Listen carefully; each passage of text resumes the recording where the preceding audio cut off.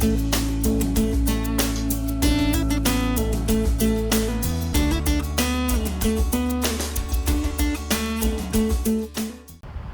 to our March edition of Let's Get Growing. Things are heating up in the landscape, so let's get growing. There are many things to do in the landscape in March, but let's start out by preparing our beds and just cover your beds with 2 to 3 inches of compost, pine bark mulch, and till it in as deep as you can get it. But remember, kill the weeds, remove the weeds first. You'll still need to mow your lawn areas as needed. Most of us are just mowing weeds, but at least they won't go to flower. And while we're talking about weeds, don't forget to put out your pre-emergent herbicide this time of year. Divide existing clumps of spring blooming perennials, such as your chrysanthemums, etc. You're going to separate them and move them 8 to 10 inches apart. If you have too many, share with a friend. It's good luck. Prepare your beds by spading in 3 to 5 inches of organic matter, 8 or 10 inches deep, and make sure that we removed all weeds before we start. And then put in your prepared perennial clumps that you've divided. You can also add 3 to 5 pounds of either cottonseed meal or some slow release fertilizer. Compost always works well on those prepared beds. Okay, this time of month or this time of year, you're going to fertilize all your planting beds except for your azaleas, and then wait on your lawn areas. Remember that a lot of trees and shrubs are injured every year by the misapplication of pre-emergent herbicides, and weed and feed can be really hard on the lawn and your trees and shrubs too. We don't recommend it. Read and follow the directions, and just remember that weeds indicate a poor lawn management program. A good strong turf will choke out the weeds and you won't have weed problems. And here's a long list of transplants for early color. Just remember, once you've planted, make sure you keep them wet because we'll start getting those spring winds and things will dry out. And just for your information, March 15th is our last average freeze date, and that's usually when we really start planting. Don't prune your spring blooming shrubs until after they've bloomed. And then you're going to take out any dead or diseased wood, open the middle up, and make sure that you keep the original shape of the shrub in consideration while pruning.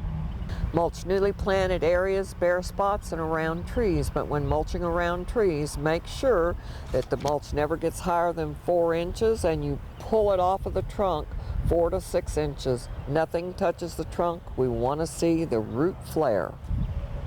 Also, you're going to watch for insects this time of year and use insecticidal soap on aphids as needed. Beware of closeouts on bare root trees and shrubs, roses, because we're at the end of that period of time to plant bare root. Make sure that you get good container grown trees and shrubs and watch out for circling roots. Today we're going to show you how to get into the world of succulents much cheaper than just going to Home Depot and buying 3 or 4 of these little succulents for your very cute gardens. So let's start out by just knocking it out of the container. And you can see that succulents have a very fibrous root system. You can't hardly see the roots in this. But up here, if you'll look, as you clean out the debris, the old foliage, down in here, just kind of pick at, you can see how they're just growing on a little stalk. And I'm just going to put my thumb up against the trunk of the old plant and break off this new little baby. And then once again, there's a little baby over here.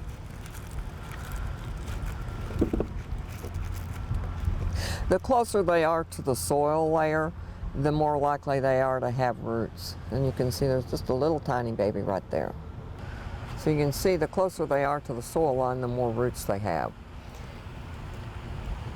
So we're just going to take this original, take a little soil off the bottom, Now you can kind of see the little fibrous root system. I'm going to go back into the original container. So I'm going to put a little bit of soil in the bottom. Remember, I've knocked some soil off this root ball, but I wanted to do that on purpose so that's deeper in the container. You know, let's make it just a little bit deeper in the container. Because what I'm going to do, oh look, there's the original soil plug from when this was just a little cutting. You can see it in the middle. So I've knocked a bunch of soil off the bottom.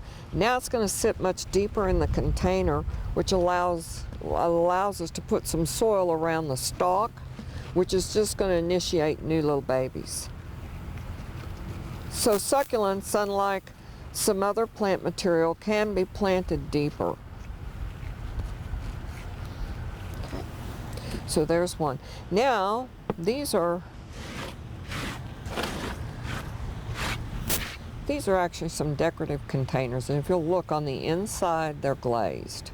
So they're not going to breathe as much as just plain terracotta would, but these can also be decorated, and you can pick these up at any craft store, and then you can have the kiddos paint them or stick little stickers on them, and then, you know, just shellac over them, paint over them with a clear paint, and then you've got a ready to go container that the kids have made.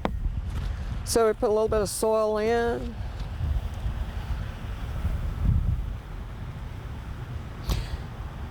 And you see, I'm just going, there's two ways you can do it. If they're really long, then you can take them, place them in the container, and then just cover up the little stalk.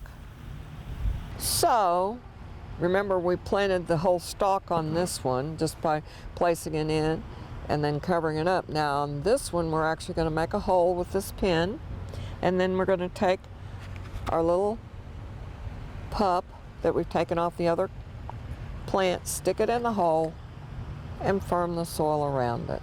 So we're just going to do this stab and stick method. So I've stabbed a hole in the soil. I take the little stalk, go ahead and bury it, and cover it up.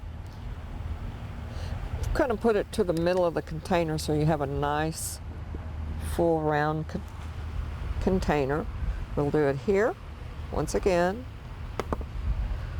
Make sure you clean any debris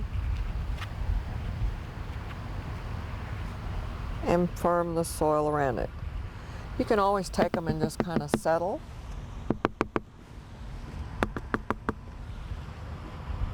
So now we took our $3.49 plant and just produced $3, $6, $9, almost $15 worth of plant material out of a little $3.50 plant. That's our March edition of Let's Get Growing, and don't ever forget, feed the birds.